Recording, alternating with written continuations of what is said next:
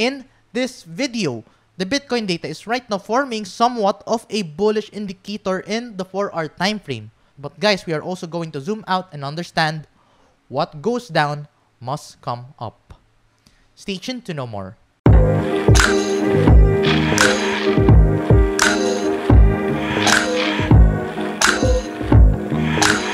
So hi guys, and welcome back to another Gabb's cryptocurrency video where we trade by data and not by hype. And if you haven't subscribed to my channel, click the subscribe button down below and hit the notification bell so you won't miss out daily technical analysis like this. So let's talk about this thing na sinasabi natin na what goes down must come up. So if you could recall guys, alam natin yung term na the trend is your friend up until the end. And that is also the similar notion of what we have seen noong uptrend the Bitcoin. So if you're going to look at the historical Bitcoin data, we have been pretty much in an uptrend kay Bitcoin noong early months ng 2021 as well as late months ng 2020. During that time, a lot of people were saying that continues na tayo to the upside. A lot of people were saying na kailangan natin umakit tuloy-tuloy na. Pero there is one thing na most people are forgetting. During an uptrend, what goes up must also come down. And there are two ways how you can look at this. Kasi if you're going to look at this movement, if you're going to zoom out, we have that uptrend na nakita natin for this bigger time frame. And then, di ba sabi natin what goes up must come down. And then the reason why we are saying na what goes up must come down kasi if you're going to see a movement na lagi na lang pataas, that is not actually a sustainable movement, especially if you have historical data na nga indicating na we have a healthy movement. So in that case, what goes up must come down. At some point in time, we are going to see that correction. So in that case, nakita tayo ng correction fairly enough. We saw a correction. But on top of that, there is also another way on how you can look at this movement. So diba sabi natin what goes up must come down. Itong movement na yan, as you can see, even though na we are in an uptrend, what goes up must also come down. So this movement na nakita natin is called an intra-volatility movement. So this intra-volatility cycle, kasi if you're going to understand this for the short term, those movements are not actually sustainable kasi at some point in time, we are going to get overbought within that movement. So if nag-overbought tayo dun sa area na yan, then that would indicate na that is actually a time for a correction for the shorter time frame. So as you can see, yung phrase na sinasabi natin na what goes up must come down can also be followed in two different ways, both in the short term as well as in the long term. Now, kung sa uptrend, meron tayong sinasabi na what goes up must come down, on a downtrend, meron din tayong sinasabi na what goes down must come up. And similar sa sinabi natin kanina dun sa ating uptrend kanina, there are two ways on how we can look at this. First things first, it's actually the bigger time frame. And another thing is the shorter time frame. So the way how we navigate this movement are actually two things. So as you can see, yung pinag-usapan natin kanina, direct opposite lang talaga siya ng pinag-usapan natin kanina na doon ko sa uptrend. So in a downtrend, what goes down must come up. As you can see, during a downtrend, actually ito yung latest Bitcoin data. As you can see, during a downtrend, at some point in time, nagiging oversold din siya. So at some point in time, we are going to see a retracement to the upside, indicating na we are going to see a movement to the upside. So in that case, there are actually ways on how can you monitor those movements, and those are by using the RSI nga. Similar sa sinabi natin kanina. So tulad ng sinabi natin kanina, sa ating bigger time frame, if the RSI becomes overbought dito sa uptrend, then that is an indication for a correction. On the other hand, if the RSI becomes oversold, then that is a indication for a retracement to the upside. So as you can see, we have been seeing those intra-volatility movements that we actually have been playing out. And then as you can see, that is what we have been following lately, despite of it being in a downtrend in a bigger time frame. Now, there are actually ways on how you can play this. Kasi if you're going to look at this movement, you can actually follow two trading strategies dito. And first things first, that is the bullish divergence, in which is yung prices declining while the RSI is increasing. So as you can see, we have seen those instances multiple times playing out within the shorter time frame. So as you can see, there's an example of a bullish divergence. We also have another example of a bullish divergence. And similar thing dito, we saw another bullish divergence which also played out. And right now, we are at that similar bullish divergence. So if you're going to look at the shorter time frame right now, we are also seeing that similar movement. Now, what are the ways on how can we trade this movement?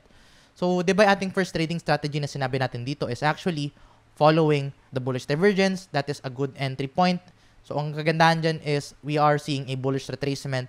Ang problem mo lang dyan is understanding where should your entry point be.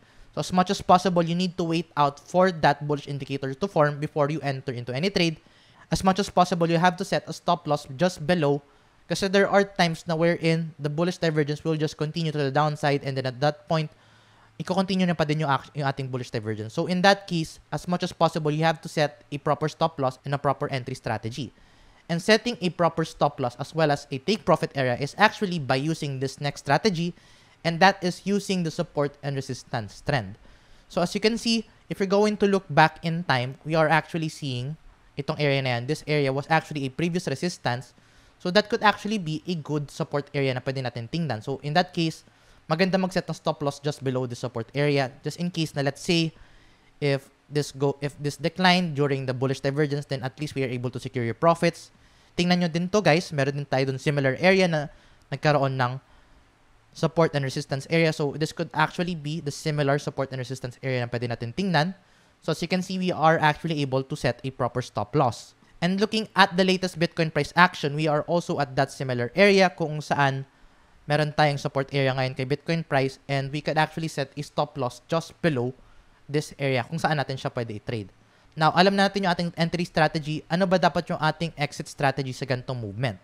So, ang pinakang obvious exit strategy dito is by using the resistance area. So, as you can see, while the bullish divergence is forming, nagpo-form tayo ng panibagong resistance area which is actually now going to indicate that that is going to be a good resistance area to follow. So in that case, if meron tayong entry strategy dito, then another good exit strategy dito is by setting a take profit area just below the resistance. Kasi just in case na let's say, we actually went to the upside pero hindi naman fully na-hit yung ating resistance area. Let's say nag-hit lang siya just below the resistance area, then at least you are able to secure your profits. And as you can see, we are actually playing that movement out for the past few weeks. So, di ba yun nga, meron tayong bullish divergence. We played that one out. Same goes dito. Dito naman, nagkaroon din ng bullish divergence at the same time may falling wedge. And then dito may bullish divergence sent. And then as you can see dito sa latest price action din natin, we are now also forming that similar bullish divergence. So, in that case, our resistance areas na titingnan natin is around the 42.2K as well as the 43.7K. So, that is a resistance area na titingnan natin dito kay Bitcoin price in the coming days. So, on top of that, guys, I actually tested this using 10 trades. And within 10 trades na ginawa ko, 7 of them were actually successful. So this is actually also a good way in navigating a downtrend, especially maximizing the retracement dito sa movement na yan. So, of course, I think some of you are shorting this for the bigger time frame. What you must also understand is you can also take advantage of the shorter time frames, yung kanyang mga bullish retracement, kasi those are also opportunities na which you can also take advantage. Now, kung dito nakita tayo ng bullish divergence, ang opposite naman yan dun sa ating bullish movement is actually a bearish divergence. And as you can see, during an uptrend, we are also able to see those types of bearish retracement. So, di ba kanina, we are able to see a bullish retracement sa ating downtrend. Dito naman, may bearish retracement during an uptrend. So, as you can see, we are also able to maximize those movements, yung mga movements na yan. So, as you can see, similar sa concept na sinabi natin kanina, what goes up must come down on an uptrend. On the other hand, sa short term, what goes down must also come up. Now, the next question is, how does this apply naman for the bigger time frame on a downtrend? So, that is actually another good question. So, if you're going to look at the historical Bitcoin data, siguro let's look at this. So, even if the Bitcoin price is on a downtrend or in a bear market, you can actually see na at some point in time, what goes down must come up. It can either be a dead cat bounce or it can either be a V-shaped recovery or whatever kung ano may titingnan natin. But you get the point na similar to what we are seeing in the smaller time frame. What goes down must come up. What goes down must come up. What goes down must come up. And then as you can see, nung nag-crash din si Bitcoin noong 2018 dito, we actually saw a movement to the downside. Remember, what goes down must come up. And if you're going to look into further data dito, you can actually see na what goes down must also come up.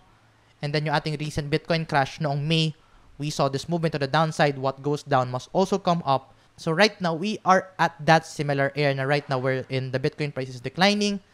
So on top of the shorter time frames na we are seeing those bullish retracement, in the bigger time frame, what goes down dito sa ating bigger time frame must also come up. Kasi of course, the trend is your friend up until the end. So tulad ng sinasabi natin kanina na during on an uptrend, what goes up must come down. On a downtrend naman, what goes down must come up. So by the way guys, if you want to see the full transcript yung ating topic na pinag-usapan natin ngayon, you can actually check this one out sa description down below kasi I also posted that similar transcript sa TradingView. So if you want to check out this strategy in navigating the downtrend, yung sinasabi natin na what goes down must come up, you can actually check this down in the description down below, and then you can actually find the transcript na sinabi ko kanina, and then you can actually add this to your trading strategies if gusto nyong gamitin. So ayun muna update natin for today guys. If you find this video useful and informative, please give this video a like. If hindi nakatulong, then of course you can dislike. Pero as usual, please subscribe for more videos and I'll see you in the next video. Bye-bye for now.